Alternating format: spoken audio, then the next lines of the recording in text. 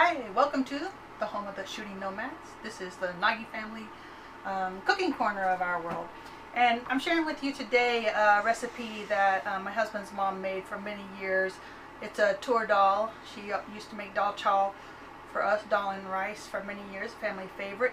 And this is a picture of her and her recipe that she shared with us that the family kind of made sure that we had to last for us, the Toor Dal recipe. And she used to cook hers in a traditional pressure cooker. I don't have the pressure cooker any longer.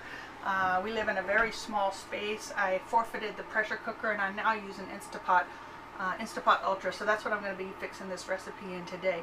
So I just wanted to share with you how to take this very common Indian dish and cook it in the Instapot. So let's begin. I just did my food prep. I've done my food prep already. It's very standard prep.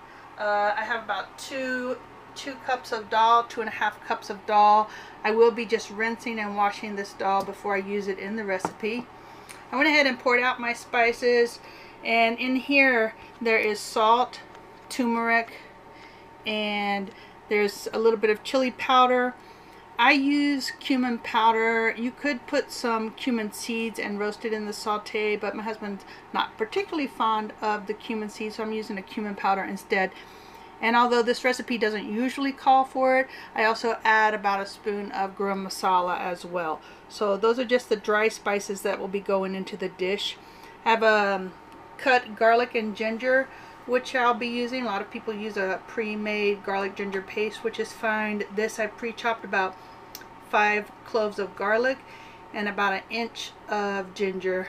And I also have 1 small chili here. This is a Thai chili. It's a very hot chili. If you don't like it that spicy, you can definitely omit the chili altogether. And also in my dry spices, I do have a pinch of chili powder. And if you don't like your dish too hot, you can cut back on that or eliminate that as well. In this particular dish, I'm adding some curry leaves. Many times you can't find this in almost the majority of grocery stores.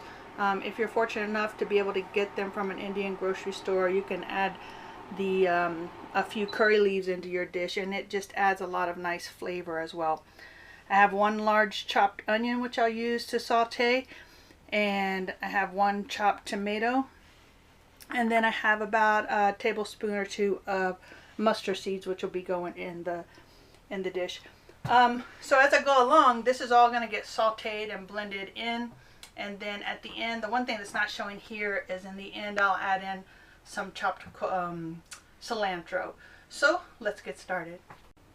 Alright, so getting started, I'm just going to go ahead and do the dal and do a rinse on the dal just to make sure the dal is clean. This is a Toor Dal, yellow dal, and you can find this of course in Indian groceries, and then you can also find them in some general grocery stores as well these days. You're just going to rinse the dal till it comes out fairly clean with your water return. And I'd already rinsed this once before, so I think we're going to be pretty good here. Alright, I'll just set that. Today I'm using my Instapot Ultra, and to get this started, you'll see that it has all the different settings that you can use on the pot. To begin this, I'm going to be sautéing, and the dial in the center will go to the different modes, like this is a steam mode, there's a yogurt mode, there's so many different modes, but as I said, we're going to use the sauté mode. So I turn this dial, I come to sauté that's flashing. I'm going to push the button. Now sauté has been selected. And then here in the center piece has 30 minutes selected. For this particular dish, it's not really relevant. I'm going to turn this one time. It goes to my temperature setting. And here, while it's flashing around there, I'm going to push this. And now I can choose between like a low, medium, or high setting. And I do that by turning this dial. That would be a high. That's a low. I'm going to do a medium high for my saute. So I'm on medium heat. I'll push this to select the medium. I'm going to go ahead and push start. And I had actually already started this once before, so my oil is already started to heat up. So in here I do use a extra virgin olive oil, and I put in about 2 tablespoons of oil there, and I have added my mustard seeds now just to get them started with the saute. I'm not going to overcook them. I'm just going to cook these in the oil just until they just start to crackle. You just get a little bit of a popping crackle sound. And then I'm going to quickly follow with my onions. So the mustard seeds started to pop and crack a little bit, so I went ahead and added in now my onions. And I'm just going to saute this and stir fry this until the onions become a really nice golden brown. And for me, I tend to kind of rush this stuff a little bit too much, and I really should just slow it down and let the onions caramelize and brown. So I'm just going to take my time with this saute and let them get nice and soft and turn brown before I add the remainder of my ingredients. Okay, as you can see here, my onions have now turned a nice brown. I could probably let them go for a minute or two more, but I think this is about the way I like them to be caramelized. I'm going to add in my garlic ginger, my chili, and I'll go ahead and saute in and add in my curry leaves as well, and let those stir fry up. And I'm only going to let it stir fry for just a minute or two.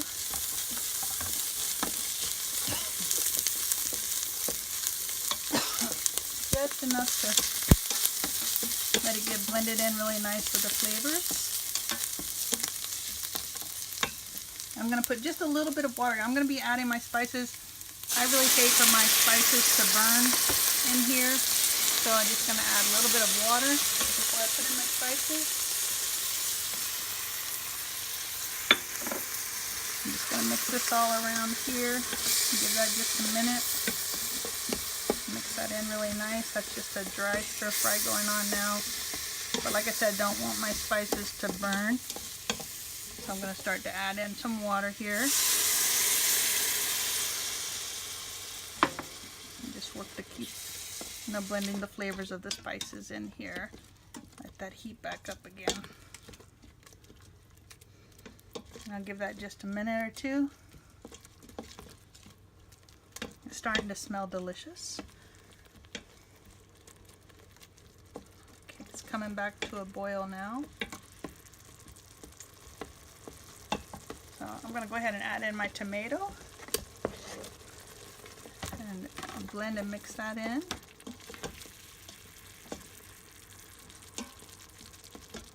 And now I'm going to start bringing in a little bit of water. So at this point I've added about a half a cup of water total here.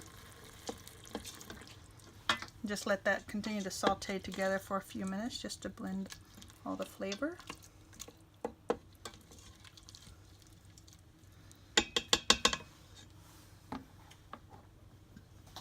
And I'm going to add in my dal. Like I said, I've already pre-washed this dal, and I'm just going to add this in now.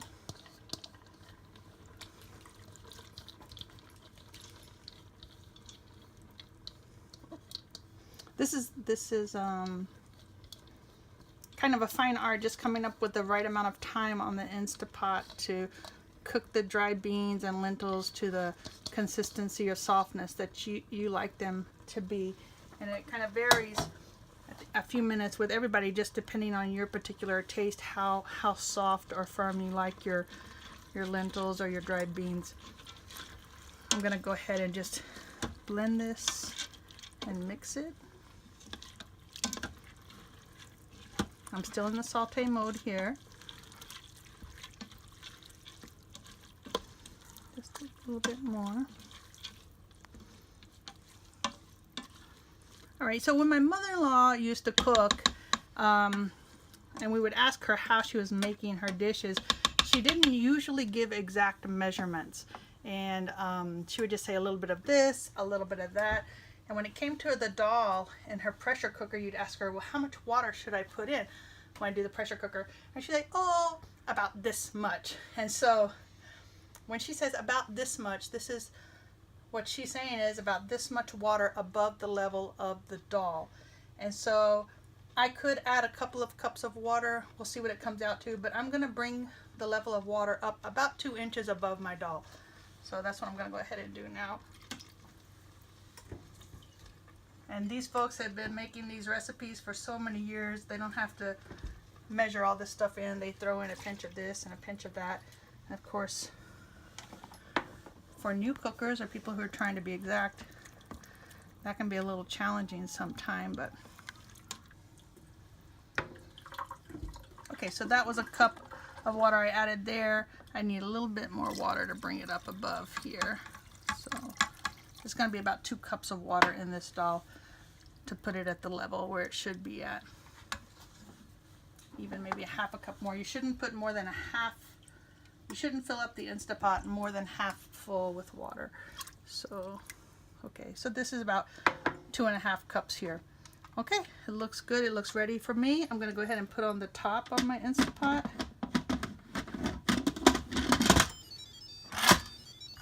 Locked it into place. It automatically sets my steam lock on here. And now I'm going to go ahead and put it, change my setting. Turning my dial up to the pressure cook location. I'm going to press it. It locks in pressure cook. And now I'm on my time. And I'm going to put my time at, some people say 8 minutes. I'm going to put it for 9 minutes here. And then I'm on a high setting. So for 9 minutes on a high setting with the steam lock in place, I'll push start. And it's begun its cooking process. So this will go ahead and cook, and then once those 9 minutes are up, I'll let it sit with the steam lock in place for about 10 more minutes before I release the steam and open my pot. Okay, so hopefully our Toor Dal is finished now. It's been 10 minutes in the steam mode, and you can see on the back of the Instapot, this little metal piece is still up a little bit, so there is still steam in there. I'm going to go ahead, I'm going to turn off my pot. In the front, I'll just push cancel so it's off. I'm going to go ahead and release my steam, and I can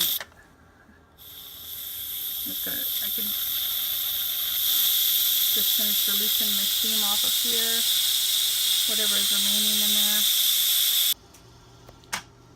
there. Okay, so the steam is released now. You can see the metal piece right here has gone flush and gone back in, so it lets me know that it's safe to go ahead and open up the Instapot now. So, and here my cooked dal is finished. I'm just gonna stir it. So the dal is really soft. I don't need to cook it anymore. I am gonna add just a little bit more water to the dal and mix it. And I'm gonna go ahead and put in my cilantro now. And the dal is really nice and soft. It's actually a little too soft, so I could have gone with just the 8 minutes would have been fine on it. I'm just going to go ahead and add some water to mix my dal.